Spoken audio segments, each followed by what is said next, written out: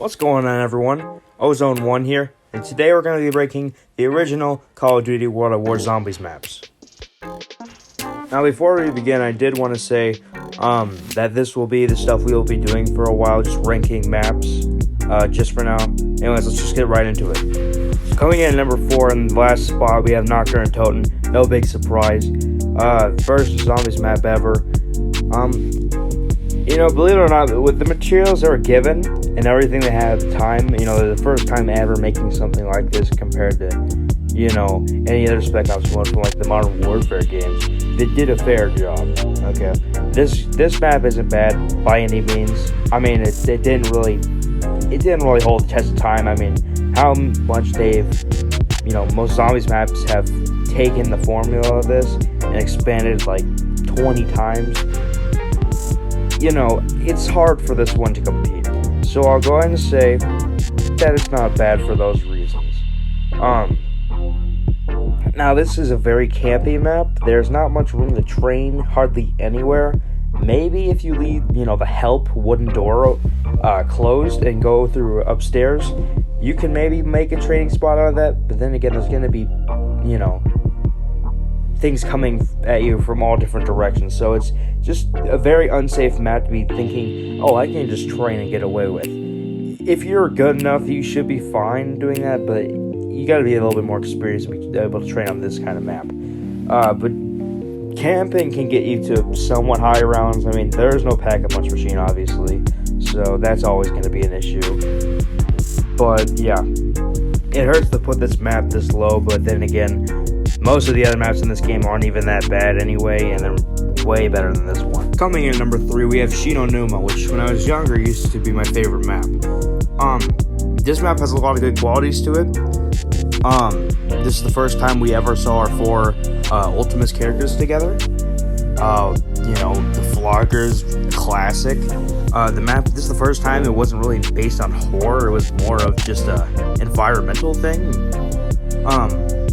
So you may be asking, what's so bad about it? It's not that it's bad, it's really that it just isn't as good as the other two, by far. And the reason why, there's really only one training spot, which is by the Flogger, near the swamp area. All the other places, you could try. I've never tried it, but maybe you can do it inside the building. No pack-a-punch. Lots of swamp. If you get stuck in one of the swamp areas and you're past around 10, you're screwed. There's no way in hell you're getting out of that one. But overall, this map isn't bad by any means. It's just kind of a tricky one. If this map really didn't have as much swamp areas, and however, once you leave the main building, there's really only 4 areas you can go to. They're not really connected besides the main building. If it was more interconnected and, had more free roaming space to train in, I think this would be a way better map and less mud and water to be traveling through all the time. Especially when you're trying to maybe go to the box, or you go down, your buddy picks you up, you need to get some perks. It's a little difficult, especially in the middle of the round. Another good thing about this map is the first time we ever saw Wonder Weapons and dog rounds. Wonder Weapon being the Wonder Walk, of course, and of course dog rounds revolutionized zombies, forever basically. Max ammos every 5 rounds. Everyone could use that, which enhances the experience by a million. Overall, this map has a warm place in my heart, but it's just not as good as the other maps. Now, coming in at number 2, we have Verrückt, which is by some people called the scariest zombies map, which I can agree to. There's, obviously it's a mental asylum. The zombies, in knowing the context of, the lore of zombies and also the Second World War, you can definitely draw some connections to how horrible this place was before, you arrived. And there's also drilling noises and like crying and screaming in the background. It's a scary map, It puts the player on edge. It makes it to where, you're not just defending yourself, you're also having things whisper at you and, attack you mentally as well.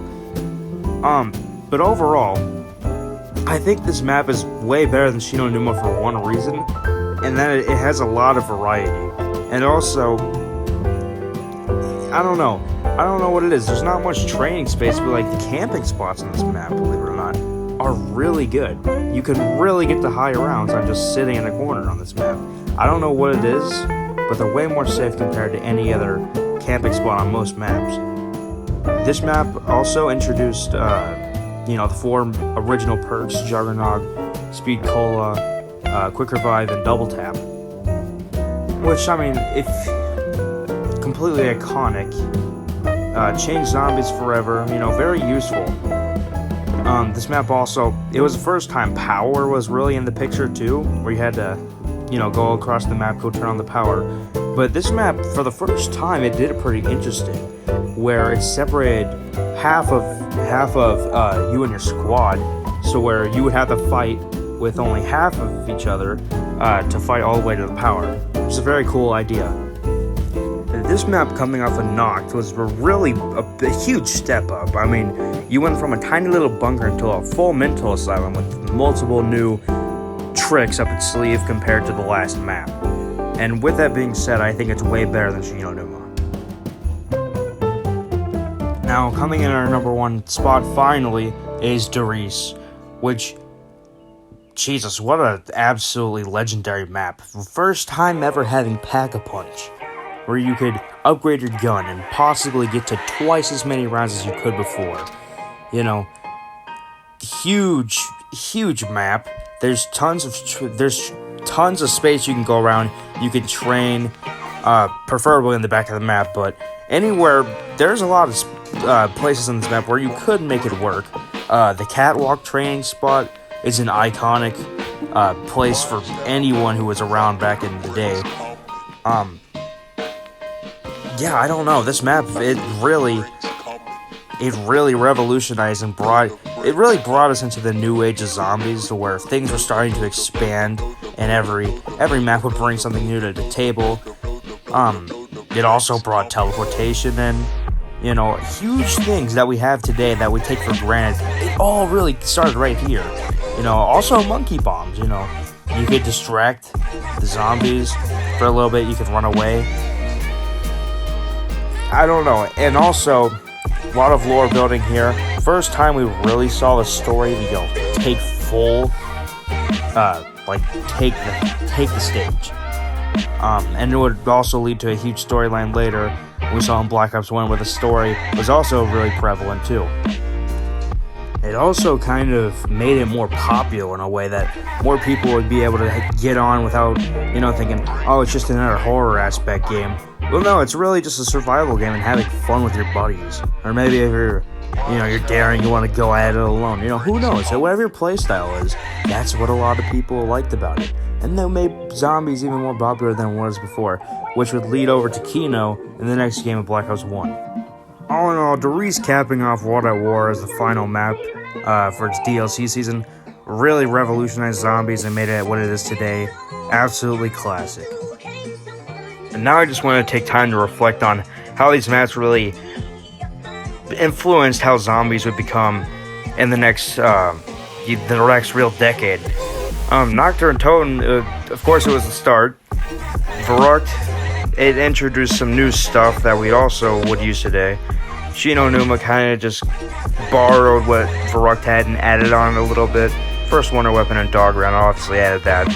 But Doris is really what gave us what we know today as what we really know as zombies. Alright guys, if you enjoyed the video, a like, a comment, maybe a subscribe would be well appreciated. I hope you enjoyed this list. If you agree with it, disagree with it, let me know in the comments. And yeah, have a great day.